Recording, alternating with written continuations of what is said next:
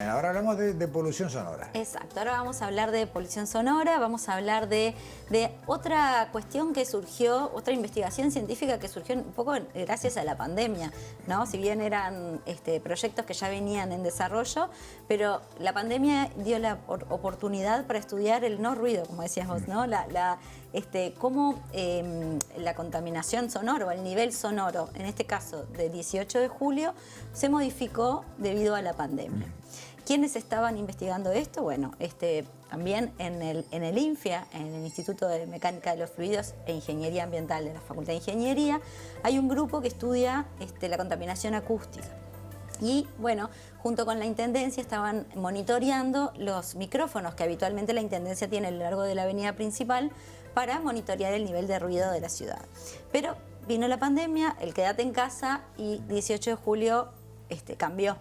Entonces, bueno, sobre eso fuimos a hablar con Pablo Gianoli, que es profesor del Departamento de Ingeniería Ambiental del INFIA, y nos contó en primera parte del tape de qué trata esta investigación y por qué lo hicieron. ¿La vemos o la escuchamos? Las dos cosas.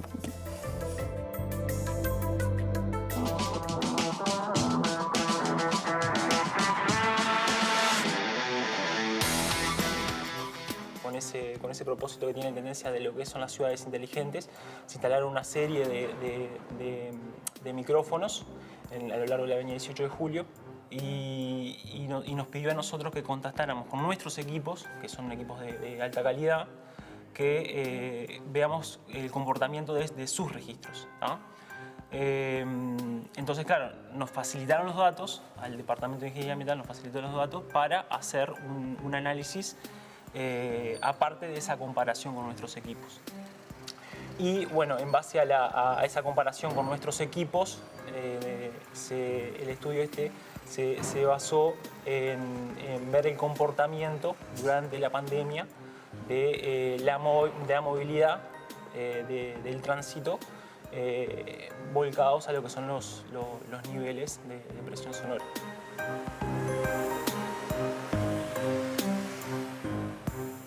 Datos desde julio de 2019, cuando se instalaron cuando la Intendencia instaló estos sensores, hasta 2021. Entonces tenemos una serie de datos amplia, interesante, un volumen de datos interesante.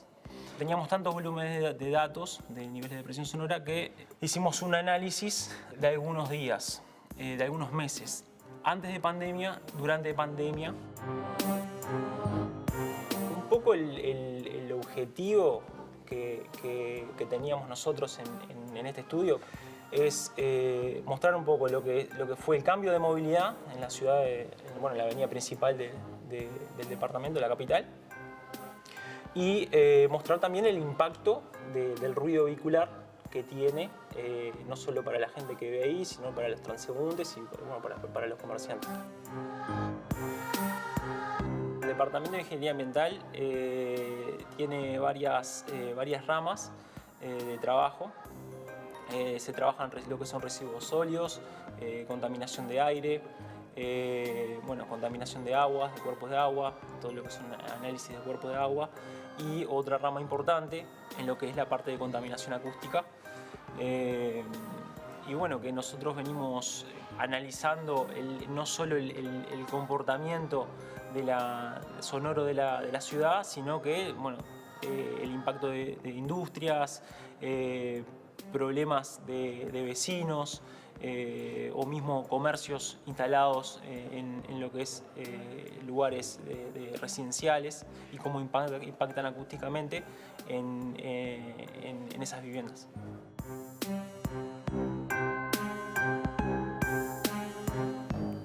Esto es como un partido, ¿no? Esta es la previa y ahora vienen los resultados. Exacto, esta disponibilidad de datos que tenía la facultad obviamente era una gran herramienta para aplicarlo a la investigación. Y en este caso, bueno, ahora en la siguiente parte del informe Pablo nos va a contar, bueno, qué hicieron con estos datos, ¿no? ¿Por qué tomaron determinadas fechas para comparar un año 2019 con otro, 2020, y qué significaban esas diferencias. Acordémonos que, bueno, 18 de julio tiene momentos de mayor tránsito en la mañana, en la tardecita, y también tiene zonas más transitadas que otras. Exacto. Y particularmente lo que ellos estudiaron fue el punto frente a la explanada de la Intendencia. Ahí donde veíamos las imágenes que armaban el micrófono, digamos, mismo. en 18 de Ejido. Eso mismo. Bueno, ellos Sí. nos va a explicar, Pablo, qué fue lo que encontraron y qué los sorprendió o no. Excelente. Bueno, ahí vamos.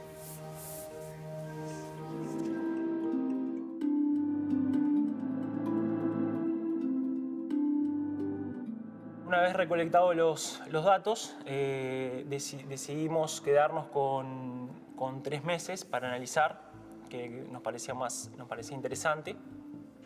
Nos quedamos con antes de la pandemia, con diciembre, previo a la pandemia, y nos quedamos con diciembre de 2020, también, de nuevo, fechas particulares, pero durante la pandemia. Y seleccionamos el mes de marzo de 2020, cuando se genera el inicio de la emergencia sanitaria.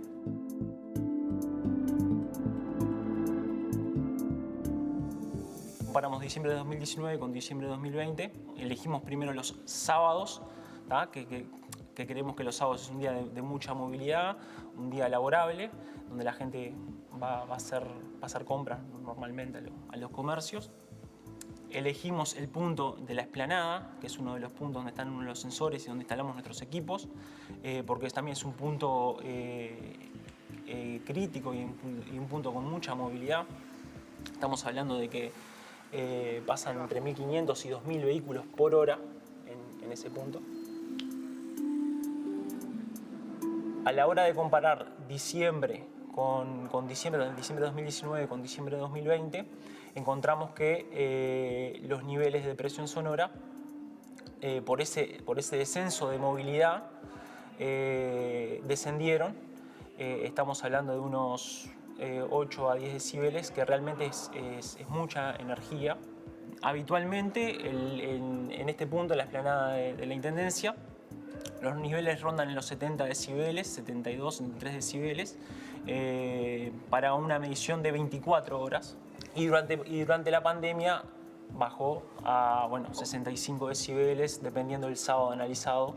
El día analizado de ese 24 horas vimos ese descenso de más o menos 8 decibeles, 5 a 8 decibeles, comparando diciembre con diciembre, diciembre de 2019 con diciembre de 2020.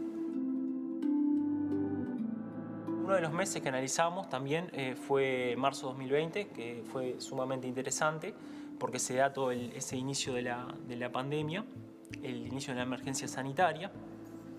Y encontramos que la primera semana de marzo, una semana habitual de inicio de clases con mucho movimiento en la ciudad, donde se da el 8 de marzo por el Día Internacional de la Mujer y la marcha, encontramos un pico también de 80 y pico decibeles, 90 decibeles a las 5 o 6 de la tarde, donde comienza el movimiento. Y luego sí nos fuimos a analizar un poco lo que es el 13 y 14 de marzo, cuando se decreta la emergencia sanitaria, y nos encontramos un comportamiento bastante particular comparándolo con los demás días, donde coincide un poco con el movimiento de la gente en salir a comprar a los comercios, a los supermercados, porque claro, no se sabía lo que iba a pasar. Luego de ese 13-14 de marzo, la ciudad entra en ese estado durmiente que nosotros comentamos en el trabajo, y se ve claramente cómo los niveles empiezan a descender y obteniendo los niveles que les comentaba de hasta 8 o 10 decibeles comparado con mediciones antes de la pandemia. Vimos que esta disminución se dio efectivamente por ese descenso de movilidad, y un poco llegando al objetivo de este primer trabajo, de demostrar que el impacto que tiene el tránsito en la ciudad.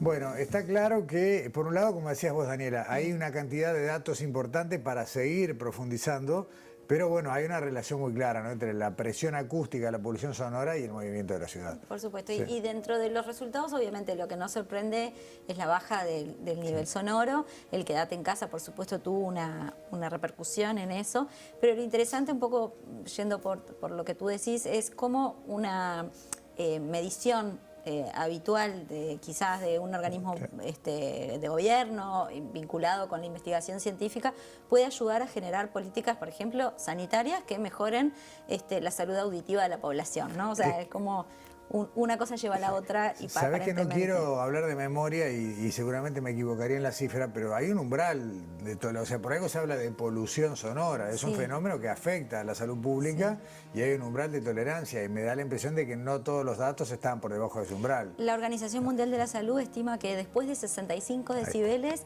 genera daño auditivo. Obviamente, esa memoria, bien.